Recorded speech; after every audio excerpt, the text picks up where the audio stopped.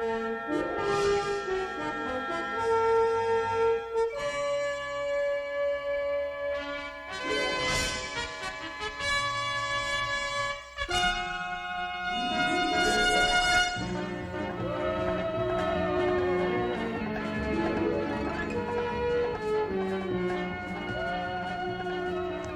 everybody, it's Lebo with Lebo's Pinball.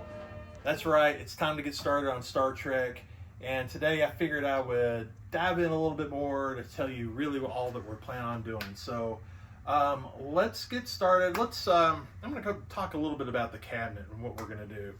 Well, first thing is we're going to try to clean stuff up. So if you notice here down here on the metal, it's just kind of got some dirt and it just needs a little bit of a polishing action.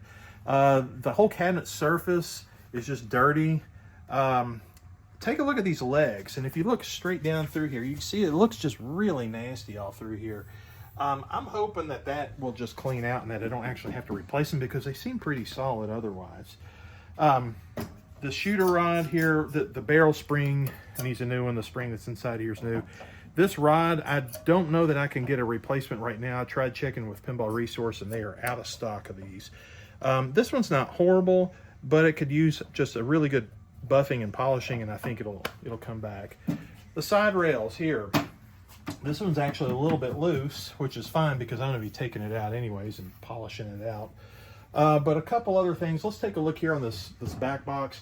Notice that, look at this blue paint. So somebody had brushed in some blue, and it was a dark blue, and you can see the brush strokes here pretty bad.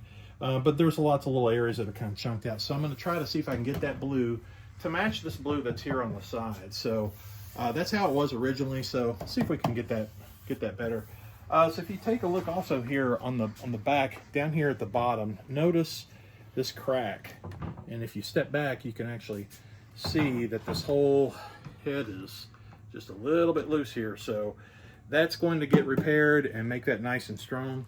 And while we're at it, let me open up this playfield. Let's put the prop rod up here for a second. So yeah, if you take a look down here at this wood, it's actually, you can see it moving up and down because it is no longer attached actually to the frame. I think there was a tiny little piece of wood that broke off at the bottom, so we're gonna put something back in place there, and then it'll all be fine. So now let's move to the back box. Put this playfield back down. Let's go around here. We're going to take this back glass off. By the way, this back glass is absolutely perfect. I mean, there is not a single defect on this. It's really impressive. Look at the back side. You know, if you had flaking, you would see it. There is nothing wrong with this. This thing is a real jewel. Okay, so the displays are all working fine. There's really no problem with the actual displays. So I'm gonna leave them well enough alone that. And in fact, this whole game, it's really playing. All the electronics in the back, I tell you, so far, I think everything's working. However, like the soundboard was making maybe a little bit of suspect sounds. It could be a sign of some capacitors that are going bad. So let's open this up and take a look. You'll see back here, everything really looks original. And so starting actually with the soundboard, what I am gonna do, as with a lot of components in this back, is I'm gonna refresh a lot of parts. Now I usually go along with the rule of saying if it ain't broke, don't fix it. That's what my dad would tell me all the time. And I still think that's a very good rule. However, in this case, I mean, we know it, a lot of these old games that are, golly, this thing is what, 50 years old? We're getting close to it. Not quite 50, but 45. Things like capacitors, if they haven't gone bad yet, they're on their way, and they really were not designed to even go anywhere near this long. So this board, I'm going to be replacing the capacitors on here just to refresh it. So that will probably bring some performance back on the soundboard. It does have a couple adjustments. One is for the actual volume level, that's right here. And then this is for a sustain, so certain tones, it will actually, you can adjust how long it will ring out. So that's an adjustment, but whenever I replace all the capacitors, we'll need to fine tune that a little bit more. Over here to the right, so here is the transformer, and this is called the rectifier board. And again, this is another area that takes a beating. It is one of the prime components that really need to have really kind of a solid performance there because it then feeds up. And I'm going to rebuild this with actually a new board that comes with the components that I'm going to actually build it up. But that's going to feed power to the solenoid driver board, which the solenoid driver board has the 5-volt regulator, and I think this is also for the displays. These capacitors up here, they're going to get replaced. Everything else on here is fine. These connectors are known to sometimes be cause some issues. In this case, since I'm not having issues, I'm not going to go replace those right away, but I could if things pop up. Over here to the MPU board. So this board is fine. Really nothing I need to do to it except for one thing. So right here you see is the battery, and on these old Bally boards, the way that they did this, instead of having replaceable AA batteries, they used a rechargeable NiCad battery. It's actually 3 cells that's inside here, and it's soldered down.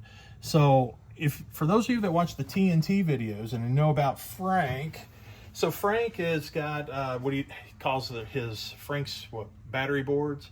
Well, he makes one for this. So basically I will be unsoldering this, and there's another little board that basically goes down in place of this, and it allows you to have just a button cell battery, like a watch battery. And there's a diode, a blocking diode, because the way this is normally designed is that it's going to recharge a battery.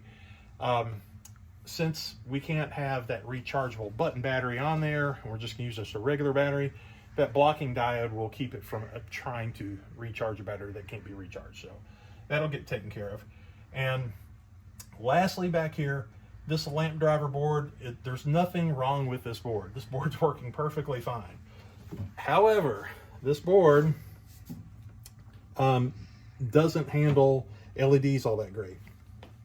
You put LEDs in it, just with this board as is, you'll tend to get some flicker. And you can get some non-ghosting bulbs, and that will help with it some. But really the best approach to this is just to put in like a new Alltech board or another board from another company that will basically handle the same thing. It's got the built-in extra circuits that will keep the flicker from happening on the LED. So we're going to go ahead and just cleanly swap that out and replace that. There's a couple other solutions too that are a little bit cheaper, but I would rather just approach that way on this game. Okay, outside of that, oh yeah, I guess I didn't mention on the play field, we did talk about all the cleaning and everything. Also, these flippers, they're going to get completely rebuilt. We're going to put in new bats. The whole mechanism underneath is going to be redone. The coils are perfectly fine, but they're going to get re-sleeved. So, anyways, folks, that pretty much wraps up some of the high-level stuff that I've already planned on for doing this game. And as usual, you dive into it, you may start running into some other things that you don't really expect. But we're really kind of approaching this game to try to freshen it back up and make it just really standing tall. So, all right, thanks for watching, and we will see you guys next time.